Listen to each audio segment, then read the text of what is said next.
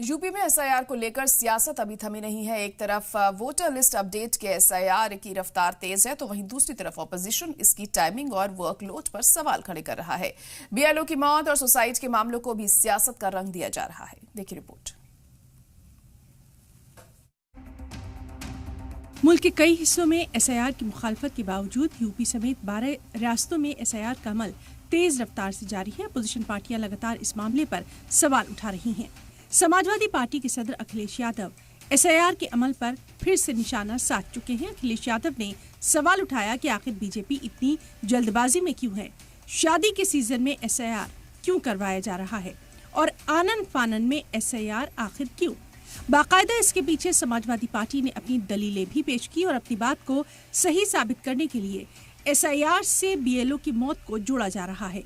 इल्जाम लग रहे हैं कि वर्क प्रेशर की वजह से ही एसआईआर के काम में जुटे बीएलओ की मौत वाक़ई हो रही है और यहाँ तक कि बीएलओ अब सुसाइड भी कर रहे हैं।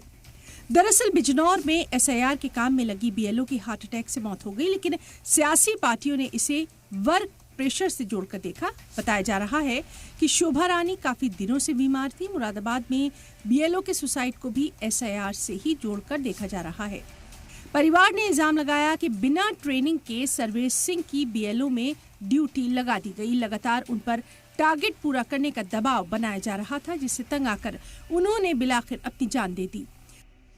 जो वहाँ के सुपरवाइजर है वो इनसे संबंधित भी हैं, तो बहुत ज्यादा कोई विशेष किसी दबाव में इस पूरी प्रक्रिया के कारण रहने से संबंधित कोई तथ्य पहले हमारे संज्ञान में नहीं था। फिर भी इनकी मदद के लिए स्थानीय जो आंगनवाड़ी है वो भी लगी हुई थी, जिससे कि इनको फॉर्म कलेक्ट करने इत्यादि में मदद मिले। वहीं इस मामले पर अपोजिशन पार्टियों ने लगातार सरकार को निशाने पर ले रखा है और मुल्क में हो रही बीएलओ की मौतों के लिए एसआईआर और सरकार को जिम्मेदार ठहरा रहे हैं। देखिए, इसमें बहुत बड़े पैमाने पर अधिकारियों के दबाव में बीएलओ आत्महत्या कर रहे हैं। उनसे वोट काटने के लिए कहा जा रहा है। उनको अलग, जैसे हमारे यहाँ इटावा है, इटावा में सारे लोगों को कैटेगरी सी में डाल दिया है। इस सुसाइड पर समाजवादी पार्टी ने सरकार को निशाने पर लिया और इलेक्शन कमीशन, एसआईआर और सरकार को जिम्मेदार ठहराया।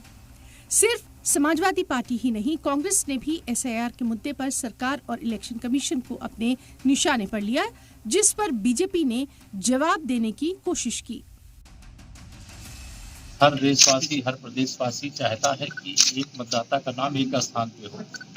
जो मतदाता अभी धरती पे नहीं है उसका नाम मतदाता सूची से कट जाए, और अगर कोई घुसपैठिया मतदाता सूची के अंदर घुस गया है उसका नाम हट जाए, और जो युवा मतदाता हमारा है उसका नाम 18 साल की आयु हुई है उसका जुड़ जाए। एक सही अभियान है, अच्छा अभियान है। जिस तरीके से एसआईआर कराया जा रहा है, जिस तरीके से आतंकवादी गतिविधियां बढ़ी हैं, schedule caste, schedule tribe, minority पे जो जुल्म हो रहा है, पर्यावरण की जो स्थिति हो गई, ये सब हमारे मुद्दे हैं, इस पे स्ट्रेटजी होगी।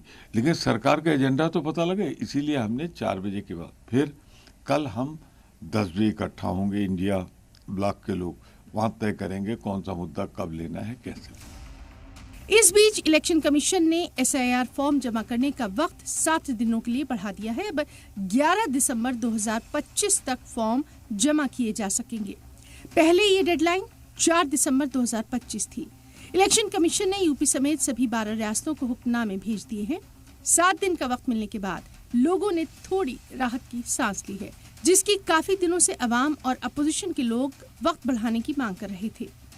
वोटर लिस्ट को अपग्रेड और अपडेटेड करने के लिए यूपी में एसआईआर का अमल तेजी से चल रहा है। डेडलाइन बढ़ने के बाद लोगों को राहत मिल गई है, लेकिन सियासत ठंडी नहीं पड़ी। बीजेपी और अपोजिशन अब भी आमने सामने हैं। ब्यूरो रिपोर्ट, सलाम टीवी।